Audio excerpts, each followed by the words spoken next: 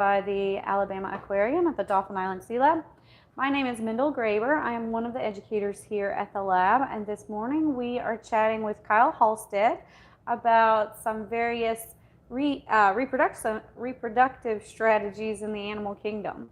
And so Kyle has a selection of different animals to share with us this morning. So with that, I will let him tell us about them.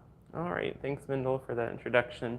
So this morning I figured we would talk a little bit about all the various methods in which some animals, especially within our area here in Mobile Bay, might reproduce. And so we'll talk first about some of the strategies that some of these guys might use during the reproduction. So typically in the animal kingdom, we see one of three different varieties of how these animals might reproduce, two of which have to deal with fertilization of gametes. So that could either be internally or externally, so inside of the mother animal or outside into the brave new world for these little guys. But there's also some that reproduce asexually, so they don't require any type of fertilization in order to have a new animal. And so we'll talk a little bit about those guys, and then we'll move into maybe parental strategies afterwards, after we get through some of these reproductive strategies. So the first one I thought we'd talk about would be internal fertilization, just because there's a larger array of things that use this, and there's also even more specific strategies within this one large strategy itself. And so the first one we'll talk about is what we call oviparity. And so oviparity is typically where we see animals laying eggs. So things like chickens and birds are typically what we think of as laying an egg. But we see all sorts of other animals, especially marine animals, using this method. One common one that we see within an invertebrate, which is something without a spine, some people find these at the beach and they get very confused as to what this is. These are the egg cases of a snail known as a lightning whelk, and we see that guy here. In fact, this is the lightning whelk right behind the case. These guys lay all of these discs, which have all sorts of little snails inside of them. So if I were to shake it, you guys can hear some of those little snails rattling around in there. That's actually the shell. And so if you look here, these are not lightning whelks, these are oyster drills, but they do the same thing. They have those little small egg cases. And you might notice that these guys actually start off with a shell. They always have a shell when they're young. And so when we look at the lightning whelk or a snail's shell in general, that little middle part that you see in the spiral, that's actually the oldest part of the shell, and that shell grew with that animal. I think these might be lightning whelks. If you look closely at them, they open on the left side. Oh, they certainly do, and that's a key characteristic of lightning whelks. Yeah. Most other snails open on the right side. But as I said, there are multiple other animals that use this strategy. These are probably some of the things that people look for at the beach more commonly. These are what we call a mermaid's purse. These guys are actually egg cases to a certain animal known as a skate. Looks kind of like a stingray, but it doesn't have a stinger. It just has a lot of spikes on its tail. But a lot of people do confuse this as a shark egg. And it's true that sharks lay eggs similar to these guys, but in our area here in Mobile Bay, these are only going to be the skates, and more specifically, the clear-nosed skate. And of course, I can't talk about eggs without talking about most people's favorite marine animal, which is our sea turtles. So our sea turtles, such as this guy, they'll lay their eggs, and we typically see those little tiny dudes being protected at the beach. In the summertime, we see those nests being entirely kind of fenced off, so that way people don't accidentally trample them. These guys... So let's just mention the acquisition of this particular specimen. Some of the hatchlings, unfortunately, either don't fully develop or they don't hatch alive, and because the nests are monitored and people are right there to help with the hatching. Yeah, and sometimes if we have a large storm come through, like a hurricane, they accidentally get flooded. And so that's typically why we acquire some of these samples, is when we have events like that. We didn't actively seek out that. But with those turtles, there's actually a really cool fact about them when they're in their nest with these eggs, and that's the temperature of the nest. When they're incubated, if they're at a specific temperature, that can determine whether they're going to be a lot of male turtles or whether a lot of female turtles. I believe if it's under 81 degrees Fahrenheit, they're going to have a lot more of those males, but if it's over 89 degrees Fahrenheit, it's going to be a lot of females. Yeah. Like there's a saying, the hot chicks and the cool dudes. Yeah. Sea turtles. Some reptiles are the other way around. I think alligators are the opposite. So just to add to this, with the ones that you've brought up, you had the snails, and we don't have sea turtle eggs on hand, but you brought that up, and the skate eggs. Just like the number of eggs that these animals would produce, so the number of offspring that they would potentially produce is another important consideration in their reproduction. So the reason we're talking about cares and spares today is that there are some animals that care for their young, where there are some that just lay a lot of spares. And a lot of times, animals that are going to be laying eggs and maybe not necessarily taking care of them or watching over them, they're going to lay quite a few of them. So that way there's a higher probability that more than one of those animals might make it as an adult. We do see that within animals that do have parental strategies, but such as a blue crab, which was going to talk about next. We can see on a blue crab here, this is not necessarily the best specimen. She's been beat up a little bit. But you guys can see all of these eggs here. She's been handled by a lot of students. Yes. They take a close look at her. But these eggs right here, these are the eggs of that crab. There are actually a lot of eggs in there. It's not just one giant egg. And so more oftentimes than not, a lot of the times when we see these smaller eggs with large numbers of them, it's due to the fact that they might hatch out into a community known as the plankton. And what we mean by plankton is not necessarily that little green guy from SpongeBob that wants to steal a burger recipe. What we mean is a community of animals and plants that can't really swim on their own, or what we consider to be drifters. And so a lot of times, some of our young animals start off as this plankton stage where they're floating around in the water as they grow up, and eventually they'll grow out of that. And we actually call them meroplankton when that's the case. Which I love talking about plankton. That was a lot of what I did for research and stuff like that. So I like to give a little shout out to the plankton. Mm-hmm. I don't think people realize how many animals they grow into something that they're more familiar with, but how many of them begin their lives as plankton. A lot of them do. So all the red snapper we like to catch, those guys start off as plankton. And so because they're so small, they make easy food for all sorts of other stuff, including the other larval animals around them, which is why it's so important for some of these guys to lay a lot of eggs at once. So that way they make that higher probability that they're going to survive, at least a couple of them until adulthood. So if we're talking about numbers, a sea turtle nest might be something on the order of 100 eggs. When you have one of these strings of lightning whelk eggs, each one of these discs would have, I can't remember, maybe like 9 or 10. Yeah, 10 or so. So hundreds in this egg case. Then with the skates, they would lay a lot fewer in their lifetime. Yeah, those guys, it's usually dealing with energy and how much it takes to create some of these eggs. And so with the skate, they might require a little bit more energy than, say, the crab might, because look at the size difference. This is just one skate egg, whereas these, I think the number can estimate all the way up to about 1 million for these blue crabs. So if you're having a little over 1 million of these tiny, really super tiny eggs, I'd have to get a microscope to show you guys an individual one. Whereas if we look at the skate, that's just one individual egg. That takes a lot of energy to my compared to those crabs. Reproductive cost to producing eggs. In fact, that kind of brings me to my next point, and it's part of our parental strategies talk. If we look at an octopus or a squid, for example, there's always that kind of thought of, oh, an animal can give birth more than once, or it can lay a lot of eggs and keep doing that over and over again, which we see with a lot of animals. But when we look at our octopus and our squids, they actually can only lay eggs once in their lifetime, and that laying eggs is usually the signal to the end of their life, which is unfortunate. We like seeing these guys be able to last a little longer, but making those eggs can take a lot out of some of these animals. Another good example of that would be salmon. That's typically the one people think of most. They travel all the way home to their home stream, and then they spawn, they lay their eggs, and then they unfortunately pass away.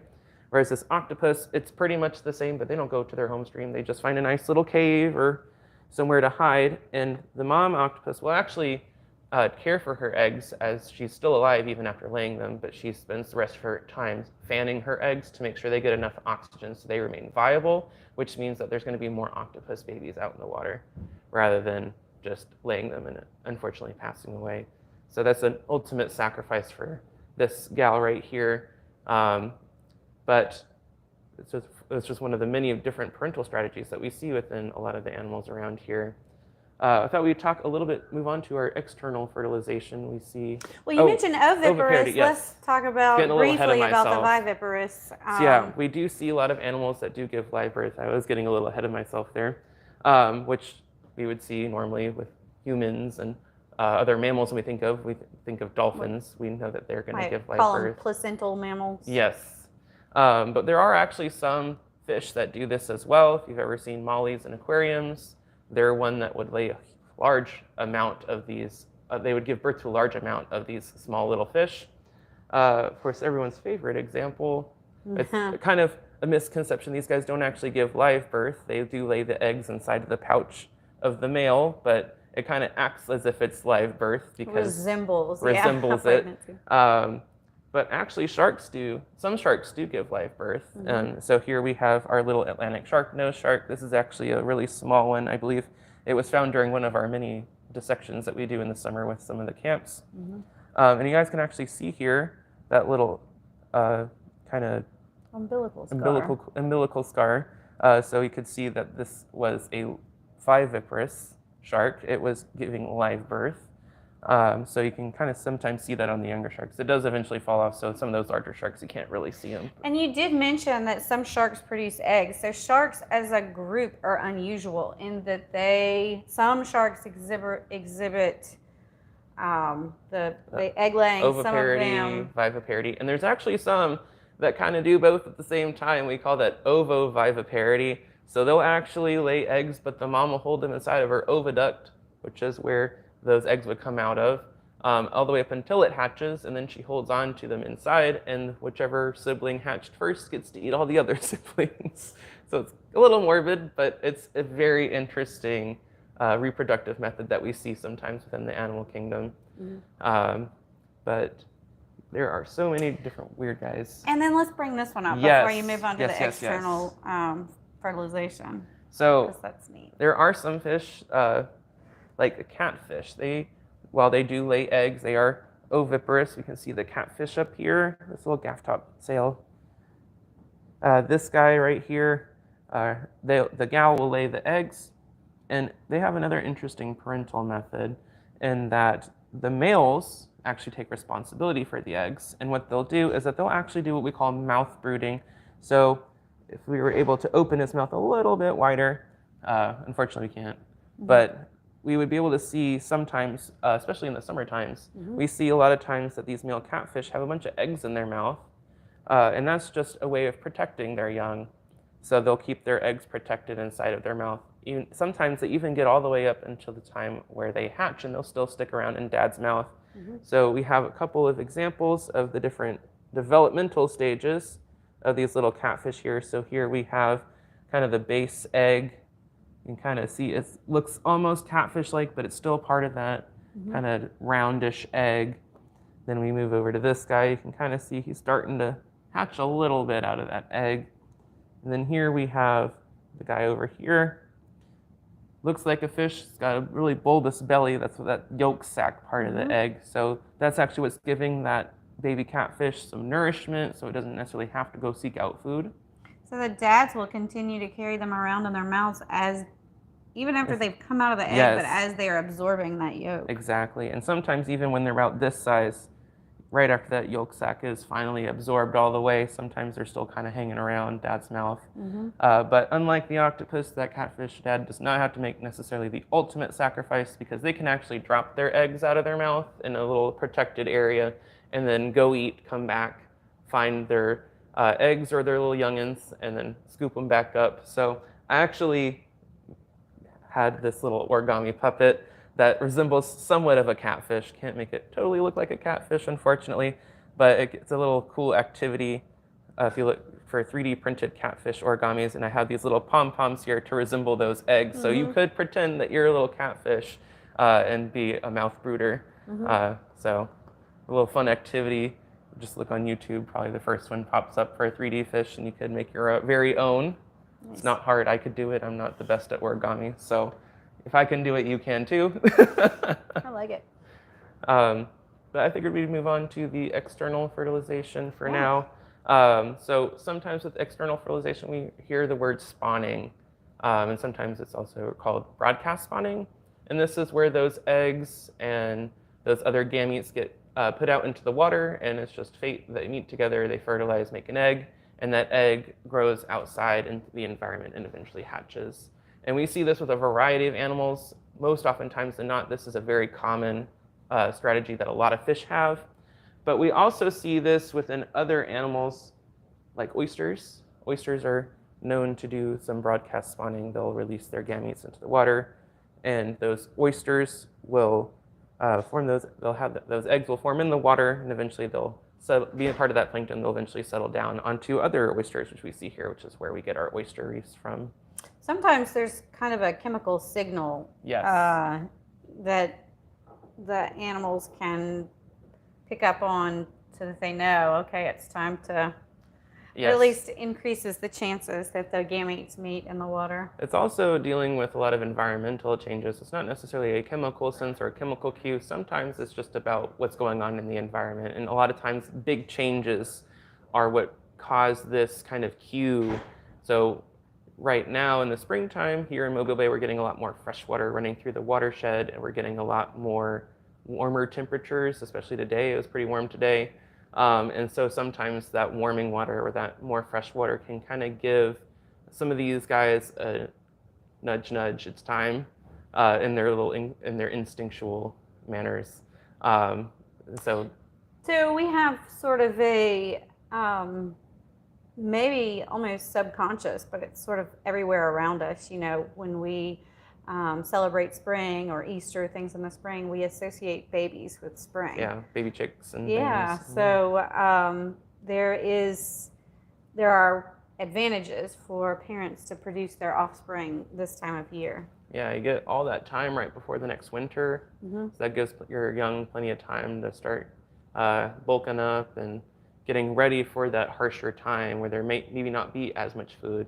And that's one of the things we see in springtime is we're seeing a lot more of that food starting to proliferate in the water. Some of that plankton starting to get a little larger in population, which is what these guys would want to eat anyway.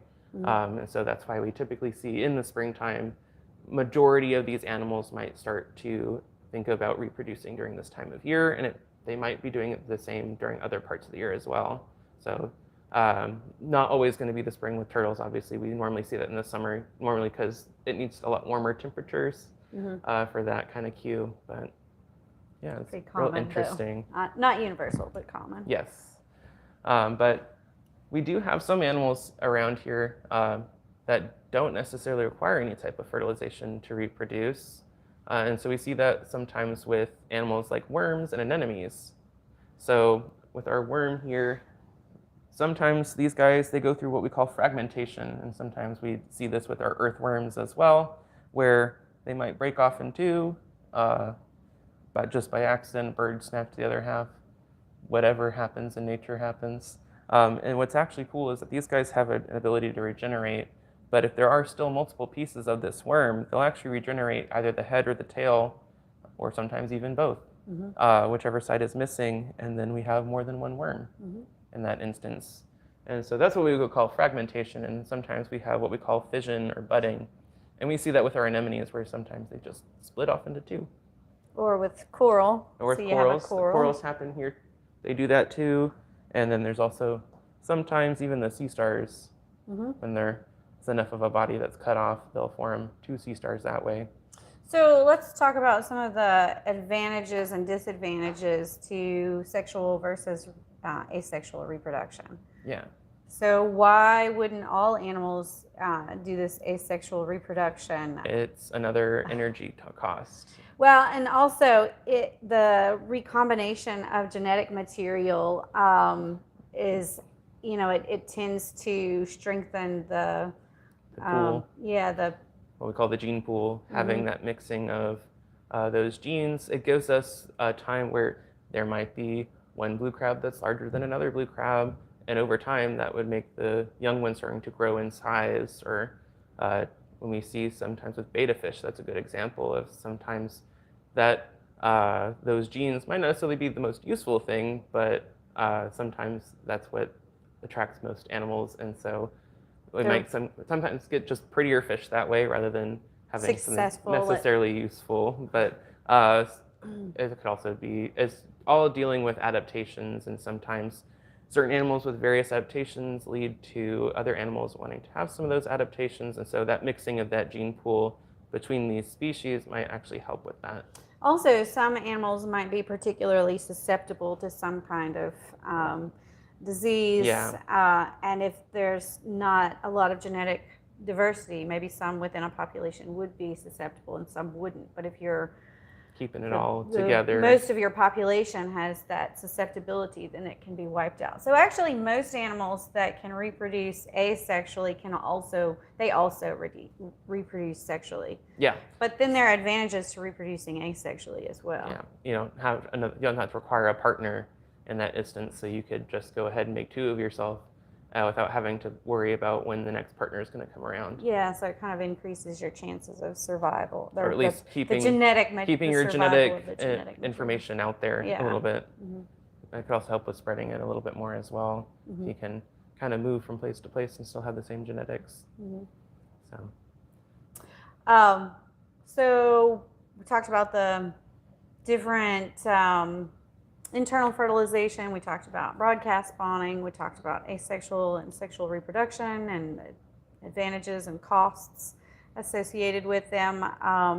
So then we were going to kind of talk a little bit about parental strategies. Yeah. So within any of those ways that we kind of would characterize reproduction, then you at that point may have a way to consider what the parents do. Yeah, so much like with the catfish, obviously there's more species that do this. In fact, there are some fish out there that, while they do the external fertilization, they'll actually lay it outside of their den or burrow. We see this with gobies more oftentimes than not, and they'll actually protect their young. So while they're not doing something nearly as protective as mouth brooding, there are some animals out there that will still protect their eggs. Mm-hmm. Sometimes the parents might eat the eggs as well. If times are tough, we see that with blue crabs more oftentimes than not. They might get a little hungry and they might skim some off the surface and eat them. Well, the advantage to that is that that individual, has survived to adulthood. I don't know about with blue crabs, but with some animals, that individual has survived to adulthood and has the opportunity to reproduce again. A lot of animals, maybe not all of them, but the chances that any of those eggs survive to adulthood and reproduce are much lower. So there is a survival mechanism to some animals eating their eggs, their own eggs or their own young. But you might think of it sort of like a spectrum from no parental care, where it's just the broadcast spawning of the gametes. They just leave it there. They don't really care for it at all whatsoever until we get to things that do care for a very long time for their children. We see that with dolphins and their calves. Mm-hmm. Dolphins typically, the calves might even stay with mom for about 6 years, sometimes even longer, learning all the different ways of being a dolphin, but also getting some of that protection from mom as well. So usually with the broadcast spawners, you have lots and lots. Those are the spares. Yes. You have lots and lots of offspring. And then you might have some that care for the eggs. You might have some that care for the offspring for a short amount of time. Yes.